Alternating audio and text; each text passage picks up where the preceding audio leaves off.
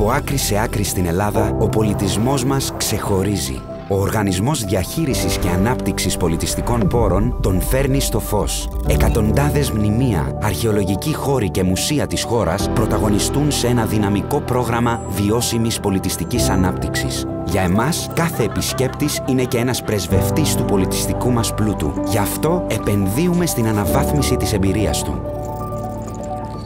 Από τον πολιτισμό για τον πολιτισμό. Καθιερώνουμε το ηλεκτρονικό εισιτήριο σε περισσότερα από 100 σημεία. Αναβαθμίζουμε και επεκτείνουμε το δίκτυο των πολιτηρίων μας. Προβάλλουμε το πολιτιστικό απόθεμα της Ελλάδας σε φωτογραφίσεις και κινηματογραφίσεις. Προωθούμε εκδηλώσεις άειλης πολιτιστικής κληρονομιάς. Εκδίδουμε επιστημονικά και ευρύτερου ενδιαφέροντος βιβλία. Σχεδιάζουμε εμπνευσμένα αναμνηστικά είδη. Καταρτίζουμε τους επίσημους αρχαιολογικούς οδηγούς. Δημιουργούμε τα ακριβή μουσιακά αντίγραφα.